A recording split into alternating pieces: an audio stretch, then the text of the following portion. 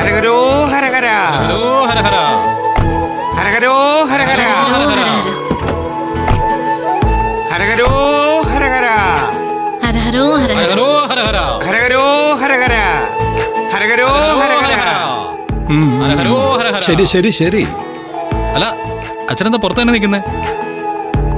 നിങ്ങൾ വിളിച്ചു പറഞ്ഞ അനുസരിച്ച് എത്തേണ്ട സമയം കഴിഞ്ഞല്ലോ. വാ. ശരി വളരെ. ഓ അപ്പോഴേക്കും ടെൻഷൻ തുടങ്ങി. അതല്ലേ കാര്യം അല്ലേ സ്വാമി, മക്കള് പുറത്തു പോയാ അച്ഛനമ്മമാർക്ക് ടെൻഷൻ ഉണ്ടാവും. അതിനിപ്പോ അവരെത്ര വളർന്നാലും. അല്ല മോളെ? എല്ലാം മംഗളായിട്ട് നടന്നില്ലേ മോളെ? ഓ എല്ലാം നടന്നു സർ. പിന്നെ ഞാൻ സൂര്യ സാറിനെ നിർത്തിക്കൊണ്ട് പറയല്ല, ഇത്രയും ഭംഗിയായിട്ട് എല്ലാ കാര്യങ്ങളും അനുസരിച്ച് പടി ചവിട്ടുന്നവരൊക്കെ വളരെ കുറവാണ്. അച്ഛൻ കേട്ടല്ലോ, സർട്ടിഫിക്കറ്റ് കിട്ടിയല്ലോ. ആ ഇനി എന്നെ കുറ്റം പറയാൻ നിൽക്കരുത് കേട്ടല്ലോ. വേണമെന്ന് വിചാരിച്ച സൂര്യസ്വാമിയോളം നന്നാവാൻ വേറെ ആർക്കാ പറ്റുക? അത് കറക്റ്റാ സാറേ. പക്ഷേ എന്തൊക്കെ പറഞ്ഞാലും സൂര്യ സാറിനോട് ഒരു യാത്ര പോവുക പറഞ്ഞ ഒരു അനുഗ്രഹം തന്നെ സാറേ. എന്റെ പൊന്ന് സാറേ, ഞാൻ പല തവണ പോയിട്ടുണ്ട്. പളനിയിലും പോയിട്ടുണ്ട്, ശബരിമലയ്ക്കും പോയിട്ടുണ്ട്. പക്ഷെ ഈ കൂടെ ഉള്ളവരുടെ മുട കാരണം ഇടയ്ക്ക് വെച്ച് മതിയാക്കി പോയാലോ എന്ന് ഞാൻ പല തവണ ആലോചിച്ചിട്ടുണ്ട്. പക്ഷെ സൂര്യ സാറിന്റെ കൂടെ പോകുമ്പോഴേ ഈ യാത്ര തീരല്ലേ തീരല്ലേ എന്ന് ഞാൻ പ്രാർത്ഥിച്ചുകൊണ്ടേയിരുന്നു. ആ എന്നാ പിന്നെ രാജേട്ടാ ബലമായിട്ട് പിടിച്ചോ. എല്ലാ വർഷവും സൂര്യ സാറിനെ കൂട്ടി അങ്ങോട്ടേക്ക് പോയേക്കാം. അതിനെപ്പറ്റി നമുക്ക് ആലോചിക്കാം. ശരി സാറേ. ആ എന്തായാലും വാ, മാല അല്ല സൂര്യ സാർ ഇവിടെ വെച്ചല്ല, പിന്നെ പൂജാമുറി പോയി. ഓ പൂജാമുറി വെച്ച്. ഹരഹരോ ഹരഹര ഹരഹരോ ഹരഹരോ ഹരഹര ഹരഹരോ ഹരഹരോ ഹരഹര ഹരഹരോ ഹരഹരോ ഹരഹര ഹരഹരോ ഹരഹരോ ഹരഹര ഹരഹരോ ഹരഹര ഹരഹരോ ഹരഹര ഹരഹരോ ഹരഹര ഹരഹര. ഹരഹരോ ഹരഹര. ഗുരുസ്വാമി, കുട്ടികളോട് മാല ഊരിക്കോളാൻ പറയൂ.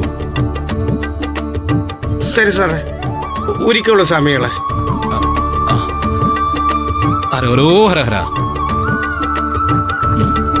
മുരുകാ ഇവിടെ വെച്ചോളൂ, എന്നിട്ട് വിളക്കി തൊട്ട് തൊഴുതോളൂ. തൊഴുതോളൂ.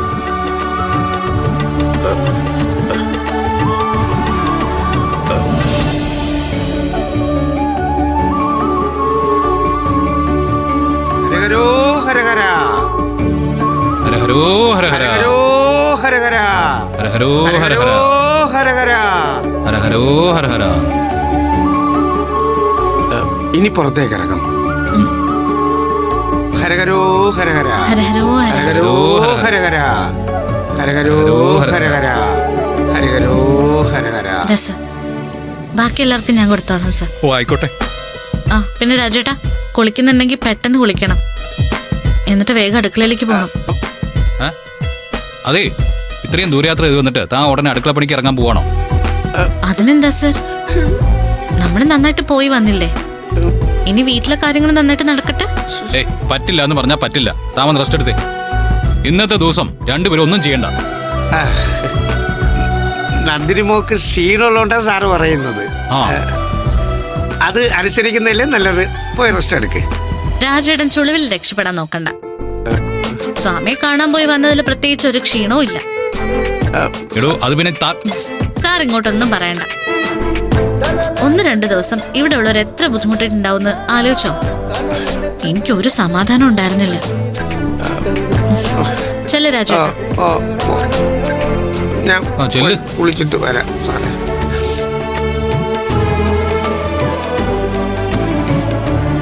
ഇത് കണ്ടോ അച്ഛാ, യാത്രയിൽ മുഴുവനും അവിടെ എന്താവോ, അവിടെ ഉള്ളവർ ചായ കുടിച്ചിട്ടുണ്ടാവോ, ഊണ് കഴിച്ചിട്ടുണ്ടാവോ, അതൊക്കെയായിരുന്നു അയാളുടെ ടെൻഷൻ.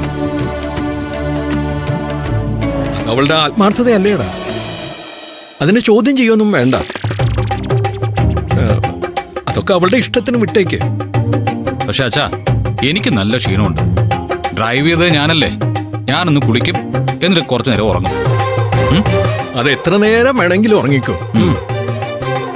പിന്നെ മനസ്സിന് ഇപ്പൊ വല്ലാത്തൊരു ശാന്തത തോന്നുന്നുണ്ടോ നിനക്ക്? ശാന്തത തോന്നുന്നുണ്ടോന്നൊക്കെ ചോദിച്ചാ കുഴപ്പമില്ല. അത്രേ ഉള്ളൂ. അതെ അച്ഛാ, സത്യം പറഞ്ഞ യാത്ര നല്ല രസകരമായിരുന്നു. പ്രത്യേകിച്ച് നന്ദിനി രാജുവേട്ടനും പാവങ്ങളും.